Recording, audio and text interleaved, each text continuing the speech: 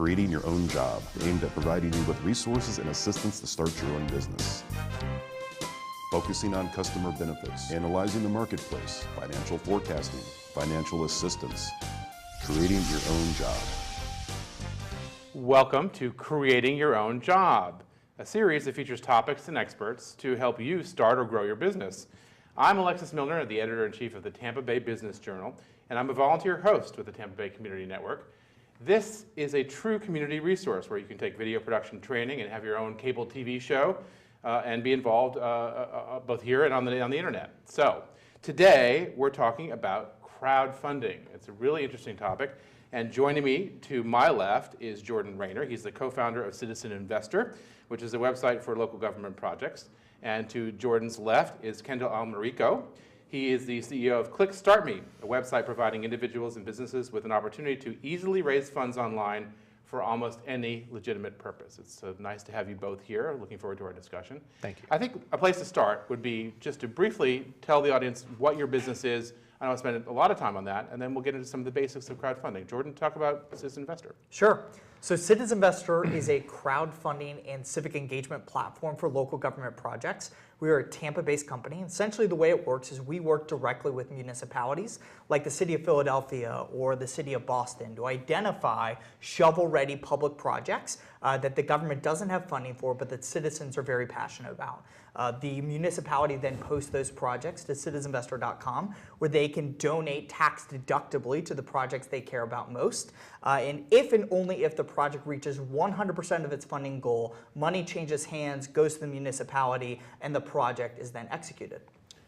It's a really interesting concept, and we're getting a little ahead on complexity. We'll come back to that in a minute. Sure. Kendall, talk about your business. Tell us what it is. Well, sure. ClickStartMe.com is a relatively new crowdfunding online platform. And by crowdfunding, we mean anyone can go on the site, put up a project, raise money from donors around the country based on giving away rewards. For example, if someone wanted to fund a new product to go out on the market, they came up with the brand new coffee cup, the greatest coffee cup in the world, they could go on ClickStartMe and say, I need to raise money to manufacture this coffee cup.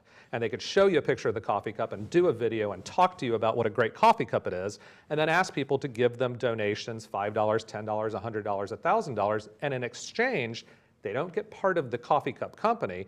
They might get the first coffee cup off the assembly line, or a free cup of coffee, or maybe a tour of your coffee company plant. You can give away rewards, but not equity in the company through a site like ClickStartMe.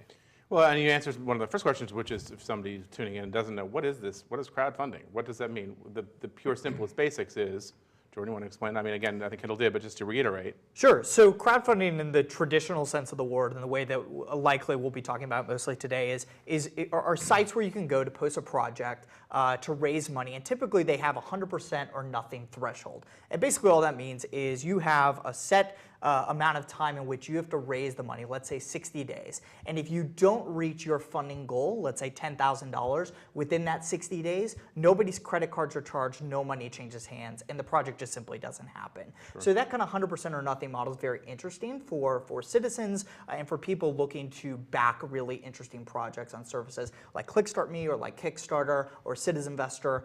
There's this guarantee that you're not going to lose money unless the project of your choice comes to life.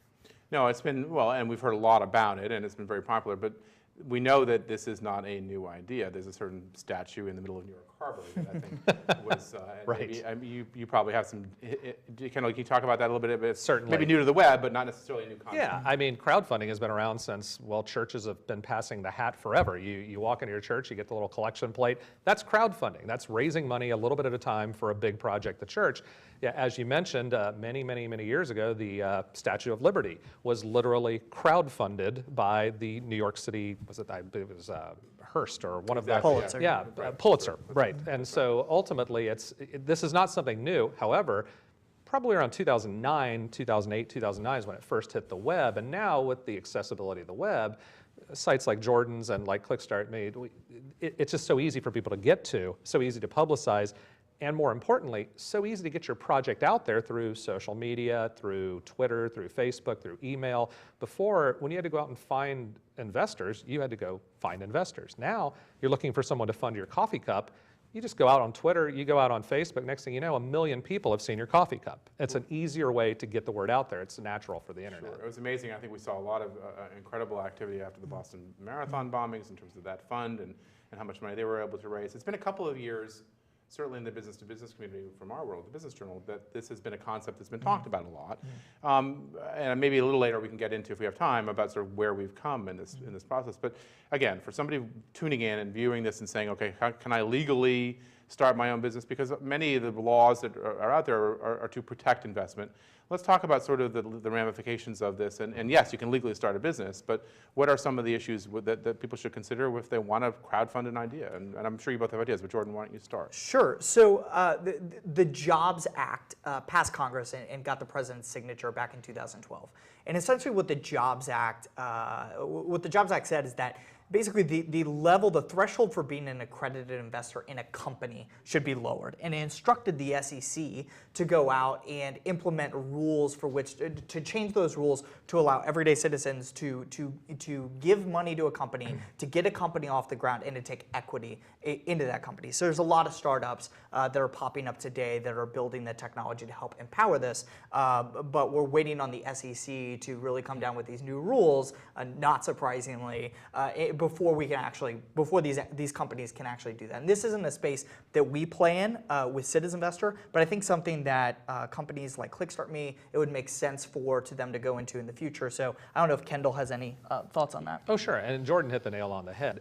Right now, it's not legal to use a crowdfunding portal to start a company if you're selling equity in the company. In other words, someone sitting at home and wants to start a company, they can't say, I'm selling shares of stock in my company through a crowdfunding portal. That's a violation of many securities laws. However, they can go on a website that allows the crowdfunding of a company and give away rewards. So again, to use my silly example of the coffee cup, the greatest coffee cup in the world, you start your own coffee cup company, you can raise an unlimited amount of money. There have been people that have raised up to $10 million through a crowdfunding portal by giving away their coffee cup, their reward, it's not equity in the company, it's simply giving away the product itself or a service or a discount or something free.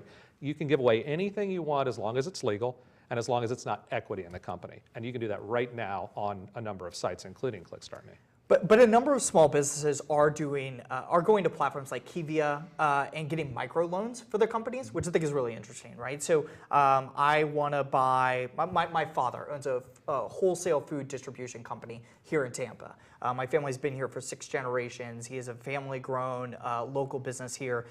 He wants to buy a new freezer, and let's say it's going to cost $50,000. He can go to a platform like that and ask for a loan that is crowdfunded, essentially. So he can have 500 people come in and give $50, $100, whatever they want, and he would then pay them that loan back over time. So there are platforms that are empowering citizens to do that today, empowering small business owners to do that sort of micro-lending today. So there are options if you're looking to start a business or start a new product to get financing from many, many people, not just 1 or 2 angel investors or whatever that might be, and an opportunity to get your business off the ground. I can add something to that Please. Jordan brought up, Alexis, because it's interesting. Let's take the example of Jordan's father, who runs a very well-known, very successful, from what I understand, a food brokerage business. And let's say he needs a freezer. If he wants to go the microloan route, he can do that. If he wants to go to a bank, you know what the bank's going to tell him. Right. I can't say it on the airwaves. Banks aren't giving especially money in this anymore. climate. Exactly. They're not. No, banks and they also probably, in microloan, it does imply micro, and these are small amounts that banks don't really make any money on. They need to make money. Bottom line is, banks stopped lending. That's why we started ClickStartMe. We want people to have an alternative to going to the banks where they won't give you anything. Now, so Jordan's father goes out and says, I need to raise money. I need to raise $50,000. He can go the microloan route. He can also say, let me go on a rewards-based crowdfunding site and say, you know what, for every $100 donation you give, I will send you 5 of these wonderful pies that normally cost $50. Now, you're getting a discount. You're thinking, wow, I give him $100. I'm getting 5 pies that normally would have cost me $200. Now, in reality, they may have cost Jordan's father $20 wholesale. He's making money on it. He's giving away something. He's promoting his business to the general public in addition to raising money through a rewards-based crowdfunding. He could raise the money right now to buy the new freezer. Yeah, I mean, the good news is for small business, which has suffered through a great recession in a very tight lending climate, where navigating the SBA or finding investors is not an easy thing. This seems to be very market-driven in terms of the market responding to a need, using technology to leverage that, and hopefully being the kind of sort of foundation or inner fabric that leads to job growth, especially for Tampa Bay, which is really important. Again, if I'm sitting at home, I'm watching this program, I see you guys, you clearly know a lot about this, but I want to start by going out and sort of navigating some of the sites, if it's a microloan or if it's a sort of true, like a Kickstarter or your site. How do you figure out or sort through the clutter online what advice do you have for somebody beginning to research this or using this show as a springboard? Sure. Well, I mean, listen, there are a number of different platforms out there, and you need to look for something that fits what you're doing. For example, probably the biggest, most successful of all the crowdfunding sites is Kickstarter. Everyone's heard of Kickstarter. When I say that, it's funny. 90% of the people out there have never heard of Kickstarter, but we've heard of it because we're in the industry. But in reality, you could go to a site like that. Now, if you tried to do something to start a business on Kickstarter right now, they'll tell you no. They won't let you raise money to start a business. They will fund a movie. They will fund anything that's artsy. They will fund a product under certain circumstances. But if you go in there and say, I want to start a business, Kickstarter's not going to approve you. You need to find a platform that will let you raise money. There are plenty of them out there. Our site is one. ClickStartMe will allow anybody, as long as it's legal, to raise money for anything. We don't discriminate. Right. But you have to look at the different platforms that are out there and find something that fits what you want to do. Sure. And you can't just assume that, and we can get into it later, ultimately it all comes down to you as the person who creates that project being able to go out and raise money and promote it and do things the right way. So the other thing I tell people all the time is find a site that's going to help you do that, not just put you up there, bury you on the back page and tell you good luck. You have some thoughts, and then I'll come back. I have a follow-up for you, but what are your thoughts on this? So at Citizen Investor, we're reaching a very different person, right? We are reaching the person who wants to invest in their community, not necessarily take value out of the community, but really add value into it. And we like to say the difference between Kickstarter and Citizen Investor is the difference between get versus give.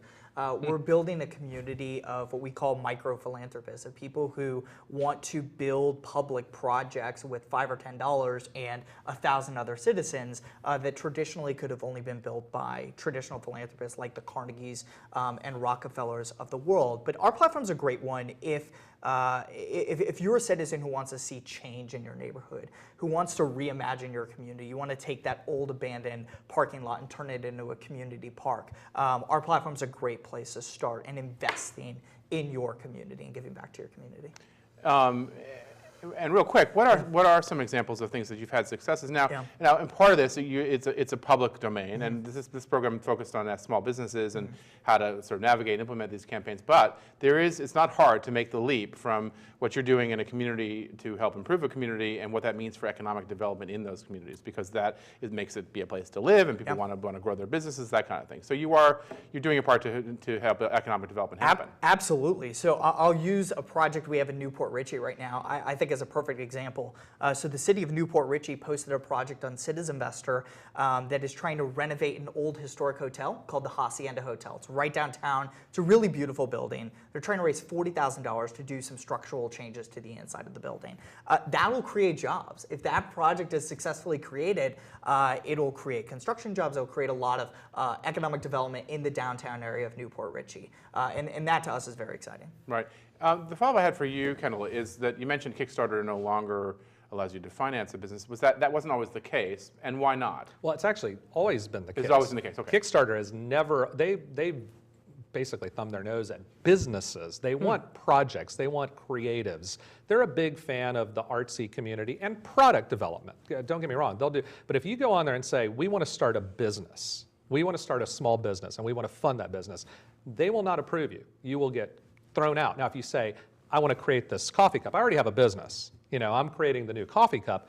They'll let you do that under certain parameters, but it's a little different story. And just to echo something that Jordan just said, I love what Citizen Investor is doing because, as Jordan said, the great thing about all of these crowdfunding projects is they create jobs, they create opportunities, they create new markets, they bring back the American dream. They literally take away from the big banks, the people that were controlling the world, and basically have said, you're not part of this anymore, small businesses. So when Jordan funds the Hacienda Hotel through Citizen Investor down in Newport Richie, there's jobs, there's tourism, there's people coming and spending money at the local restaurants, there's people renting cars, there's people flying into Tampa International Airport. It just mushrooms into not just community growth, community business growth, small business growth. It's wonderful. Our site's the same way. Everything that gets funded on our site is either someone's got to manufacture this cup once it's made. Someone has to build this cup. Someone has to paint the cup. Someone has to form the cup. Someone has to market the cup. It just creates, it's what small businesses were built to do. Yeah, and on many levels, this is the American system, which is market-driven, meaning that in order to have success and to reach the 100% model, you got to have a product or a project that actually resonates with people and makes sense. I mean, that has some success as part of it. What are some thoughts about what people should craft to bring to that arena? What makes sense for this arena? Yeah, I've long believed that the internet levels the playing field for great ideas, right? So traditionally before the recession, it was the banks determining which businesses got money. It was the banks determining which products were going to come to market and which weren't.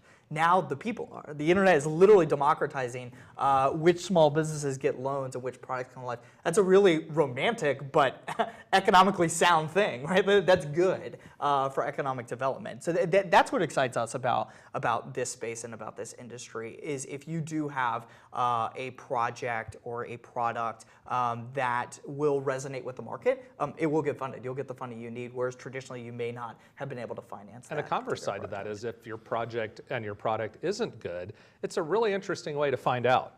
Because people will go out and try to crowdfund something and it won't work. It's just like Jordan may say, we have a great project that we think is wonderful, but if the community doesn't want to support it, maybe it's not such a wonderful idea. It's also an interesting way to test market something that doesn't cost anybody anything. It's put it out there and see what happens. No, all those things from marketing and from a profile point of view are really important. And we all know people who are legends in their own minds. Their products are legends in their own minds, and their business ideas are legends. And some of them have gone on to be the Microsofts of the world, I think. Yes. By any stretch of the imagination. But that sort of the market will drive what's successful and what's not is a big part of it. And don't get me wrong, I have a quick war story because Sure. Sometimes what you and Jordan and I think is a great idea isn't a great idea, and sometimes what people think is a great idea is, and we don't know. The very first project that went up on our site, and I love telling this story because we didn't know who this guy was. We have no idea how he found our site. He put up a project the day we launched, and he was a male model out of Minnesota, and he put up these photographs of him with dogs around him, and it looked like something. We almost didn't approve it, but we thought, it's actually well written, and we don't know what he's trying to do other than he said, I want to raise $10,000 for the Humane Society locally in his community. So we all thought about it because it looked so strange and almost looked like it wasn't real. We checked him out to make sure he was real. We did our due diligence. He was a real person. We contacted the Humane Society to make sure it was real. Put it up. He raised $10,000 in 30 days and just did it. Now, when you first looked at this, you would have thought, I don't know about this. Sure. But the fact is, ultimately it worked because he had a good cause, he had a good idea, and he executed it properly. There was demand. Bringing it back to, again, imagining the viewers tuning into this and wanting to make sure that they are equipped to springboard from this. The crowdfunding sites, if you are a small business person and you want to start a business, what are some of the services that they offer? And does it vary from site to site? Yeah, so I'll have Kendall speak to the mechanics of it. I think something that answers that question that we talked about a little bit is this idea of testing ideas quickly, right? I'm a big fan. If you're looking to start a business, I would highly recommend reading a book by Eric Ries called The Lean Startup.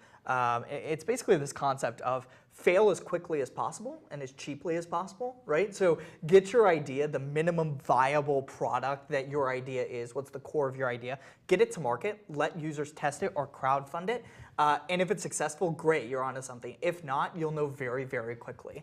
So I think a great service that these crowdfunding platforms provide is the ability to quickly test your idea. Figure out what your idea really is. Hone in, create a video, go to one of these platforms, start a project, and see whether or not you're onto something. Like Kendall said, it's a fantastic way to test your hypothesis. Is there cost involved at that point? Or, I mean, There's generally no upfront cost involved with putting up a project on any of the sites. They're all free to use. Now, there are services out there where people will say, I'll do this for you and I'll set it up. I highly recommend people don't use those. Go on there, you make a video with your camera phone. As long as you're sincere, you talk, you sell your idea, you explain what you're trying to do. Put it up on a crowdfunding site. If it's a good idea, you show what you're going to do, you explain what you're going to do, you give that passion out. It can work without going through all these crazy, costs of doing this. On the other hand, generally there is a charge on the back end through all the sites. It's a percentage of the donations that come in. So someone donates $100 to you. Generally, on the average across the world, the sites charge somewhere between 8 and 12%, depending on what they're doing. And some of that's credit card processing, some of it goes to run the site, but it costs you nothing to go up there and try it. The money's coming out of the donors. right. So again, these are, and that's pretty standard in terms of what costs we can expect. It's across the board from what What I can tell.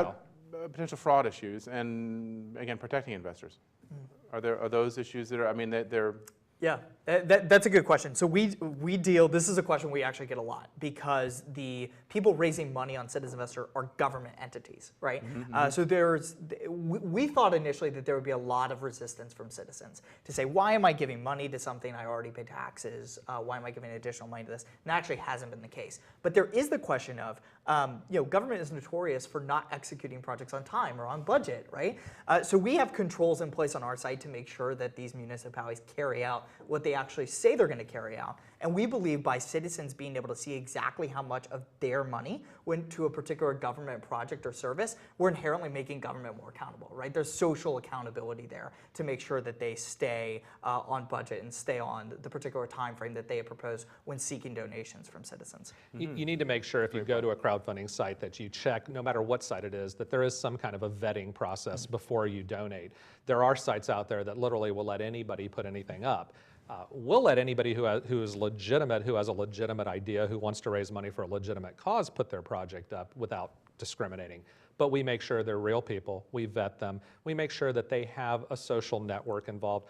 Many times we will say, in order for us to put this project up, if we think there's any possibility that they aren't going to succeed, we'll tell them, you make the first donation. We want to see you actually donate, to yourself to put up some type of an investment into your own idea. In other words, we're not going to put you up otherwise. There's a lot of different things to do, but from a donor's perspective, as long as you go with a legitimate business, make sure that they have legitimate credit card processing and what have you, security seals and the like, you're in pretty good shape. Are there any local businesses that people may know of that have already benefited from local crowdfunding initiatives that we might mention? Yeah, sure. So Tampa Bay Wave, which is a startup accelerator, it's a group for entrepreneurs here in Tampa Bay. They actually crowdfunded some shared office space through Kickstarter about a year and a half ago, I believe. So it was a really, really big win, I think, for the community and for further fostering a startup community here in Tampa. Yeah, which is getting some momentum. Which Yeah, is exciting. absolutely. Yeah, We just finished a project that just ended last week for a local company called Primal Pit Paste. Primal Pit Paste may be the funniest, strangest name in the world. It's a deodorant. It's an all-natural deodorant made by a local business here in Tampa. It's one of these paraben-free, aluminum-free, completely safe, for the green type crowd, the people that are more interested in all-natural products. They just funded a $10,000 project in 30 days on our site to move from a small plant into a larger manufacturing area. They have gone, and this is a classic example of what we talked about before, from the time that Primal Pit Paste went on our site and started their project, and we did the promotion that we normally do, press releases, got them some media attention, did some things we do. They went from an average of just a handful of orders a day to now they're getting 600 orders a day sometimes for their product. Wow. So huge success story that we're very proud of, and they're now on the road to huge national. They're selling in Australia, England, everywhere now because of partially what we did and partially because it's a great product, a local story. Is there anything about what's happening in Tampa Bay related to entrepreneurialism, a finally burgeoning startup community and a lot of strong intellectual assets that make this community ripe for use of crowdfunding. I think maybe the examples you just gave are part of that. But is there anything unique to our Tampa Bay business community, something that the Business Journal is interested in, that makes this a place for this to be very well taken care of, or a place where crowdfunding can really live? Sure. Yeah, I think you have a lot of citizens here in Tampa who are very proud of this city and very proud to live here. I think Tampa takes a lot of flack from national press. We are the laughingstock of the nation sometimes, but I think that further incites a sense of community and ownership of these small businesses who are started here. So I think in Tampa, you're seeing more and more of these success stories of these small businesses raising money on these types of crowdfunding platforms because citizens in Tampa want to support the local guys. I think Cigar City Brewery is a fantastic example of this. Right? Anywhere you go, you see Cigar City beer now. But the citizens of Tampa are very proud of that. And I think this kind of locally grown business is very, very attractive to people, and people can easily get behind those businesses today. Agreed. Think about all the giant national restaurant chains that started here, Outback, Hooters. They go on and on. There has been a lot of business that has developed out of the Tampa Bay area that's gone national. But the small business community, as of 2008, when the banks just basically said, we're not giving you any money anymore, it just died. And so this is the opportunity for people that are out there with a great idea, the next Outback, the next Hooters. You want to crowdfund a restaurant, you can do it. It's easy. We'll give away a free meal. We'll give away this. We'll give away that. Well, all the more reason and great timing to have this program airing now, and hopefully our viewers will write about their success with crowdfunding. Write me at the Tampa Bay Business Journal and tell me about it so that we can consider talking about it. We have literally a couple minutes left in 30 seconds or so. Each of you, anything else to add that we missed that's important to sort of take away from this experience? Sure. So I would just encourage any citizens in the Tampa Bay area, start a petition for a project you want to see in your neighborhood. What's the abandoned lot that you want to see converted into a dog park? I'm actually going to a town hall with the city right now to talk about a petition that's on the site. Go to the site, pitch your ideas, reimagine your community, and we'll help you get it funded. Yeah, and I would. What do you have to add to that, Kendall? I would echo what Jordan said. It's a great opportunity for people to go out. If you're a local business here in Tampa, and if you've got the opportunity to crowdfund anything, whether it's a citizen's petition, a community project, or a product that you want to put out there, a business you want to start, anything, you want to make a music video. We've crowdfunded a music video for $25,000. We can do anything. Jordan can do anything. Take care of your community here. This is what it's all about. Well, and I think in the both of you, there's some unique assets, and I'm sure you'd be open to kind of being asked questions or being part of that, which is really important. And certainly we at the Tampa Bay Business Journal are interested in your successes and experiences that you've had. That will about do it for this edition of Creating Your Own Job. It's really been a pleasure to be your volunteer host. I thank our guests, Jordan Rayner, Kendall Almarico. It's all right, I'm used to it. No, but I want to get it right. I appreciate it. Pronounce things right. It's a pleasure to see you both. Thank you. I'm Alexis Milner, again, editor of the Tampa Bay Business Journal, and it's been a pleasure, and thanks for tuning in.